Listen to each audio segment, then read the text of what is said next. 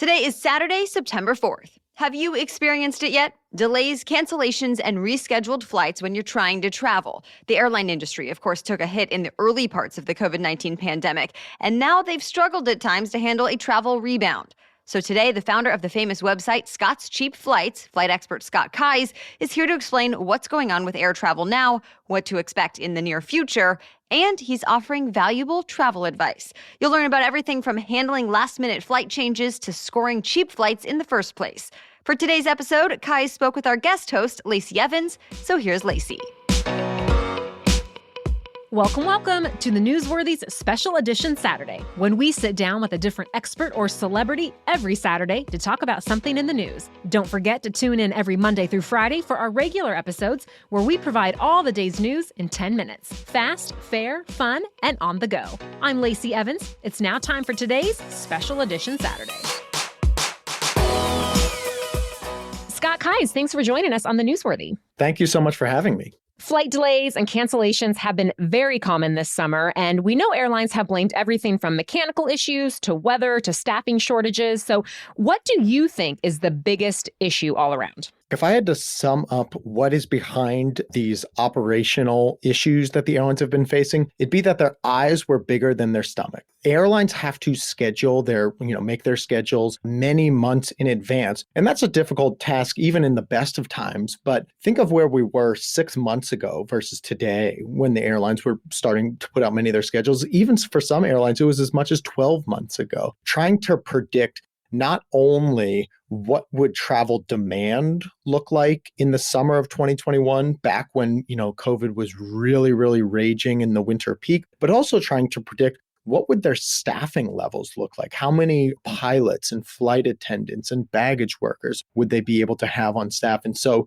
long story short, for a number of these airlines, including Spirit, they ended up overscheduling, anticipating that they would have more staff to be able to cover these flights than they actually ended up having. And then when push came to shove, as it did this summer, they ended up having to cancel many flights en masse because they just didn't have the folks to be able to work them. How long do you think these issues are going to last? Every day they're being improved in the sense that more pilots are being retrained. Many pilots had lost what's called their current status. You need to fly a certain number of hours every month, or you need to get retraining. But it is improving, certainly, both in terms of the airline staffing up pretty quickly and in terms of the number of people traveling has normalized a bit, is not kind of taking off in an exponential fashion the way it was a few months ago. And so I would expect these problems to be fewer and further between, that airlines are going to be able to operate in a more normal sense going forward. And you can anticipate that your flight is much more likely to operate on time than it maybe has in the past month or two.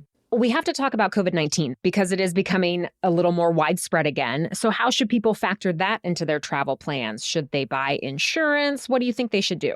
One of the main things that it's helpful to be aware of as a traveler is that airlines kind of quietly changed one of their policies for the better during the pandemic to get rid of change fees. So these are the fees that you used to have to pay when you booked your flight and then you later wanted to change your date. You often had to pay $300, $400, $500 just to change your dates, plus any fare difference. One of the best changes, though, that the airlines made during the pandemic was to get rid of those fees and say that as long as you have booked your flight in main economy or higher, you can change your flight dates without paying any penalty whatsoever. If the new dates you switch to are more expensive, you do have to cover that fare difference. But if the new dates are cheaper, you actually get the difference back in the form of a travel credit. So all the more reason to be prioritizing cheap flights. For folks who are booked in basic economy, you're still pretty well locked into your dates, but oftentimes they'll actually let you upgrade to main economy. Maybe you have to pay 30 or 40 or $50 to upgrade to main economy, but then you get that automatic flexibility to be able to change your dates. Let's say you're hoping to travel home to visit family over Thanksgiving.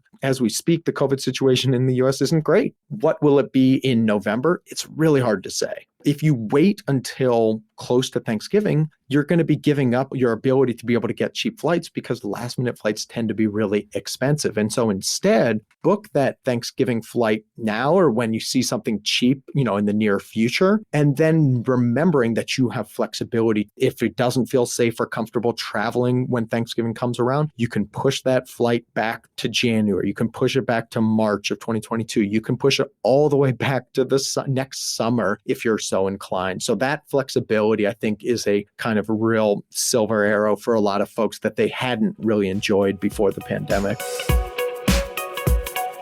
Hey, it's Erica again, and we still have a lot more for you. Scott shares a little-known loophole to help travelers avoid frustrating wait times with customer service. Plus, why he says we're booking our flights all wrong, and what to do differently to get a great deal. But first, let's take a quick break to thank our sponsors. Today's episode is brought to you by BetterHelp.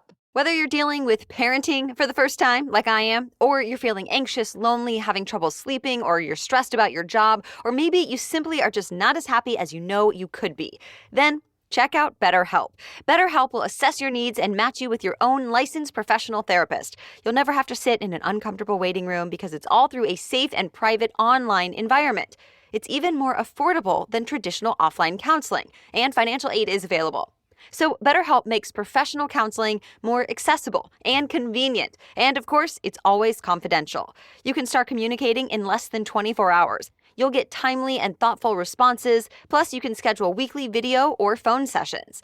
I want you to start living a happier life today. As a listener, you'll get 10% off your first month by visiting betterhelp.com/newsworthy. Join more than 1 million people who have taken charge of their mental health. Again, go to BetterHelp, H-E-L-P, betterhelp.com/newsworthy. This episode is also brought to you by Noom. In so many aspects of life, it's important to know the why, to ask why you want to do something, not just what you'll do to get there. Well, Noom wants you to focus on why you want to change your relationship with food and why you have certain health goals. From there, Noom uses a cognitive behavioral approach to empower you with the knowledge to build smarter, more sustainable habits and behaviors. Noom knows one size does not fit all and that everybody's journey is different. So you let them know your personal health goals and Noom customizes a program just for you. I appreciate that Noom says no food is completely off limits because it's about balance. And I love balance in news and in nutrition. In fact, Noom has published more than 25 peer-reviewed scientific journal articles about the science that goes into their approach to helping people achieve a healthier way of life. They combine an evidence-based approach with empathy. So start building better habits for healthier, long-term results. Sign up for your trial at Noom.com/newsworthy. Again, you can sign up for your trial at Noom, spelled Noom.com/newsworthy. Okay, now back to Lacey's conversation with Scott Keyes. Is there anything travelers can do to prepare in case their flight is delayed or canceled? Yeah, there's a few things that you can do.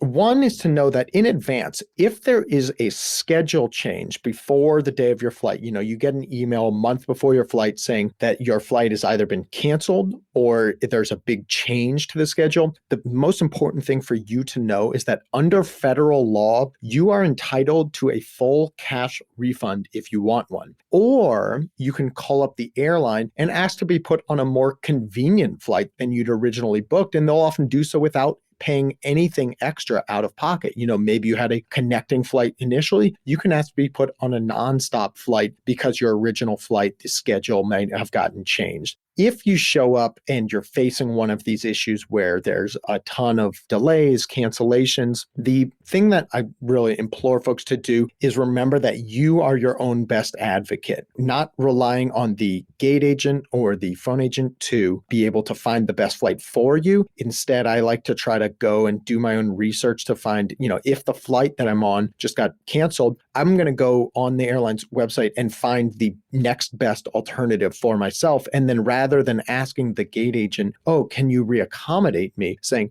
hey, I see there's, flight United 766 leaving in an hour. Can I be put on that flight? Because again, you are going to be your own best advocate. And if you ask for a specific best flight, you're much more likely to get it than what they might just find for you on their own. The last piece of advice here is that while the phone lines had notoriously long wait wait times this summer, there is a hidden loophole, and that is international call centers. When you call Delta and on their normal US line, you're going to be put in a queue alongside the thousands of other people who are calling the normal US-based Delta phone number. But instead, you could call Delta's Canadian office, you could call their London office, you could call their Singapore office, you could call their Australian office. They have these all over the world, and the agents in any of those countries and cities are able to handle your reservation just the same as an agent based in the US would. The wait times, if you call Canada or Australia's Delta office, are usually a matter of minutes, if no wait at all, whereas the wait time for the US office could be hours, if not days. What are some of your top strategies for finding inexpensive flights? The normal way that folks search for flights is a 3-step process. Step 1, they decide where they want to go. Step 2, they decide when they want to go there. And only on step 3 do they look, well, what do the flights cost? And by setting price, by setting airfare as the last concern, it's not terribly surprising that we end up with some pretty expensive flights. And so instead, what I recommend is, look, if cheap flights are a top priority, make them the top priority. Take that same 3-step process and flip it on its head. Step 1, where are there currently cheap flights available out of my home airport?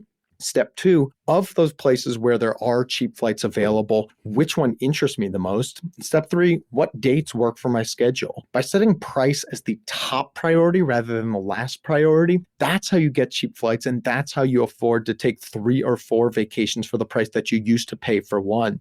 You said we're in this golden age of cheap flights. So do you think that's going to continue for months or years to come, or could there be a change? I do think that by and large, this golden age of cheap flights is going to continue. And here's why. 40 years ago, airlines made most of their money on your economy airfare. Nowadays, airlines make most of their money on things other than your economy seats. They make it on selling frequent flyer miles and credit cards. They make it on selling business and first class seats. They make it on corporate contracts. They make it on selling cargo. All these revenue streams that make it that your economy fare just isn't nearly as important to airlines as it used to be. Let's talk about business travel, though, and how this could affect the industry as a whole, because business travel, that sector still hasn't picked up back to 2019 levels.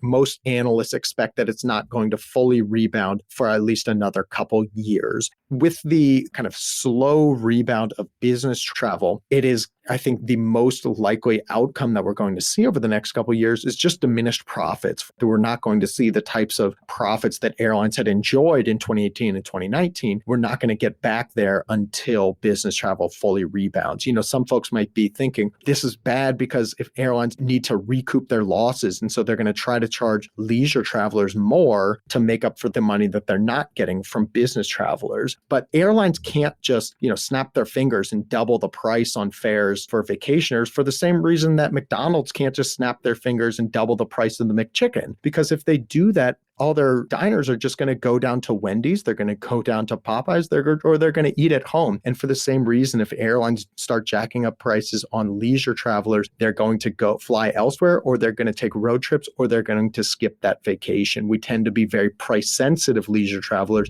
And so there's a real kind of natural ceiling.